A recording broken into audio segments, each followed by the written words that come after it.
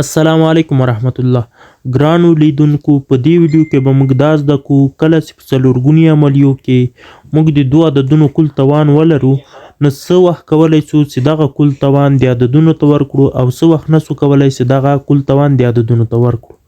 نو راځو نن په همده باندې غږیږو.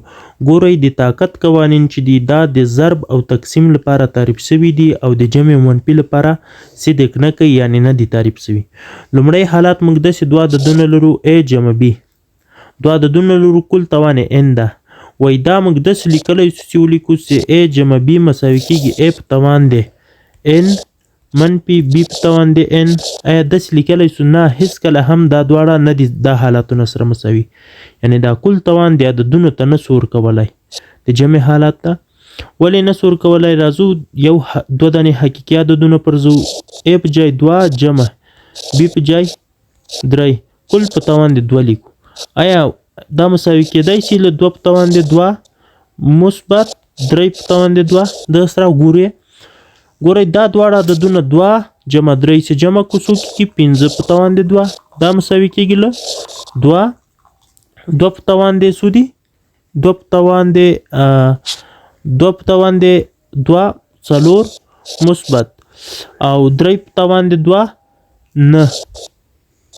نو اوس راځو 15 په توان د 2 څو کېږي 25 او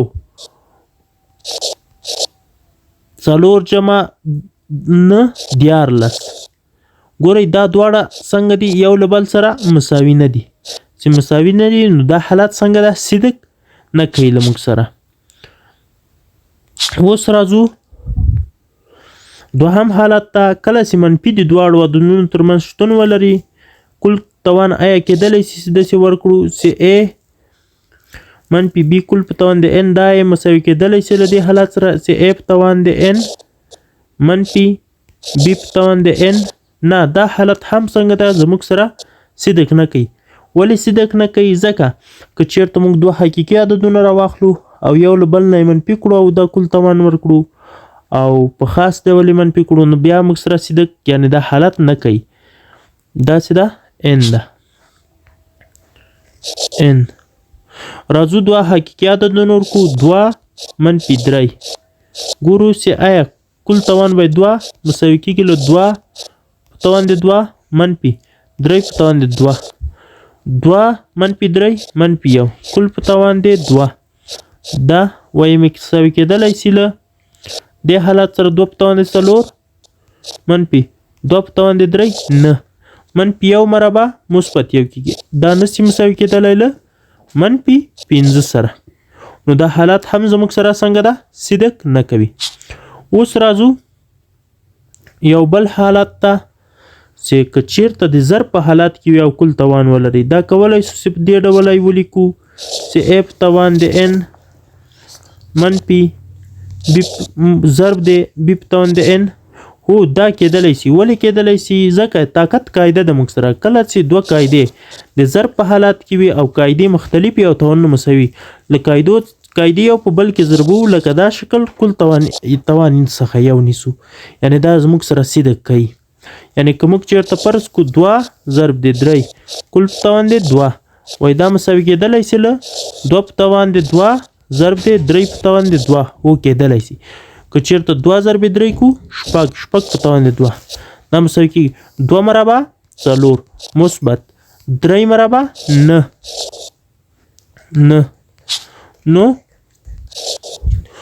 نو شپږ مربع څو کېږي 14 دا مساوي کېږي 4 ضرب دا ضرب ده 4 ضرب د 9 14. نو د ضرب په حالت کې څنګه ده دا خاصیت زموږ سره څنګه ده صدق کوي. بل حالت چې ده زموږ سره هغه په دې ډول ده چې A تقسیم د B کل په توان د n وي.